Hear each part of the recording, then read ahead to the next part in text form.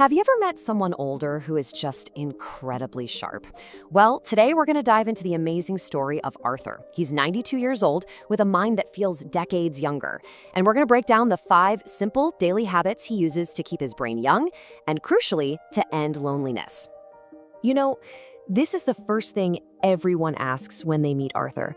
And it's a fair question, right? His mental clarity is it's astounding. It really makes you lean in and think, what does this guy know that maybe the rest of us don't? So let's paint a quick picture of Arthur. He's 92, he lost his wife, and his kids all live far away. I mean, on paper, you'd think he'd be the perfect candidate for feeling isolated, for being lonely. But the thing is, he's not. So you have to ask, what's the secret? Is it just good genes, some miracle pill? Nope, it's none of that. The answer is actually so much simpler and honestly way more empowering for the rest of us.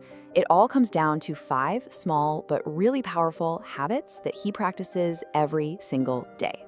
But before we get into the habits themselves, we really need to understand the actual problem Arthur is solving here. See, it's not just about getting older. It's about what happens to our minds when they get left alone. And this is such a critical idea. The source material suggests that our biggest vulnerability as we age isn't our physical body breaking down, it's mental isolation. It's the mind, when it's left to its own devices, that really starts to struggle first. That kind of reframes the whole challenge, doesn't it? And let's be super clear about what loneliness really is. It isn't just a sad feeling. Oh no, it's an active process. It physically weakens your memory, it tanks the hormones that make you feel happy and connected, and get this, it literally makes your brain age faster. It's like a triple threat to our well-being. Okay, but here's where the story takes a really hopeful turn. That damage, it's not permanent. This whole process, it's reversible. So that brings us to the big question, the reason we're all here. How? How do you reverse it? Well, let's open up Arthur's playbook. All right, so Arthur's very first habit is so simple, but it goes right to the heart of what keeps us connected. It's all about just speaking a name. So every single morning, without fail, Arthur makes it a point to say a person's name out loud. It could be an old friend he's thinking of, someone from his childhood, or even just a little reminder to himself, like, I should call John today. It's this deliberate act of bringing a human connection into his space. So why does this work?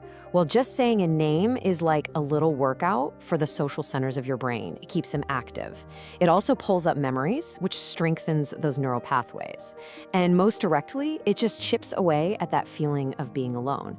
Pretty incredible for such a small action. Okay, Arthur's second habit is a bit different. It moves from the outside world to our inner world. It's a whole mindset, really, about how to deal with the past so it doesn't drag you down. Now, this is a really subtle but powerful idea. Arthur doesn't try to forget his past. He acknowledges his memories. A memory comes up, he looks at it, takes what he needs from it, maybe a lesson, maybe just a warm feeling, and then he lets it go. He visits the past. He just doesn't live there. And the payoff for this mindset is huge. When you learn to let go like that, you start to dismantle regret. That lightens the mental load you're carrying around all day. And what that leaves you with is a real sense of inner peace. It's not about having a perfect past. It's about making peace with the one you've got. All right, so the first 2 habits are about connecting with others and with our own past. Now we're going to get into Arthur's final 3 habits. These are a series of simple, quick actions that really ground him in the present moment and reinforce his connection to himself. So here they are, the final 3 keys. Number 1, talking to yourself aloud. 2, consciously touching something. And 3, saying a very specific phrase, I can still do it.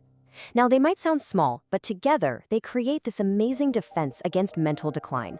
Let's quickly break each one down.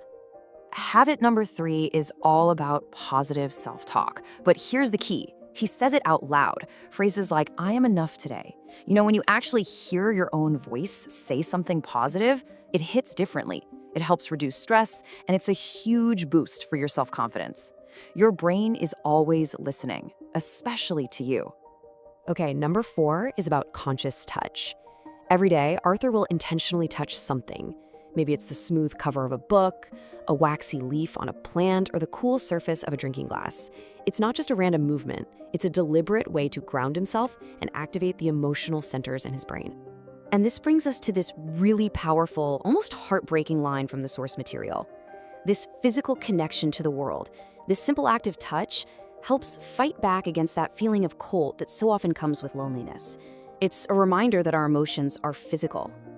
And that brings us to the final habit, which kind of ties everything together. It's about doing one small, independent thing for yourself each day, like making your own cup of tea or taking a slow walk, and pairing that action with a powerful mantra. And that mantra is simply, I can still do it. Think about how powerful that is. It's a statement of capability, a little act of defiance against feeling helpless. It keeps hope alive, it keeps the brain firing on all cylinders, and it's a huge barrier against depression. So we've gone through all 5 habits. What's the big takeaway here? What does Arthur's story really teach us? I think it comes down to understanding what our brains really, truly need from us. When you boil it all down, being sharp and happy at 92 isn't some kind of miracle. It's not magic. It's the direct result of doing small things with intention consistently. And the absolute best part? You don't have to be 92 to benefit from this. You can start today. And we'll end on this thought, which is just so beautiful. All these little habits, saying a name, letting go, touching a book, at their core, they're just little acts of love and attention for your own mind. And they work because our brains have this amazing, infinite capacity to respond to that care.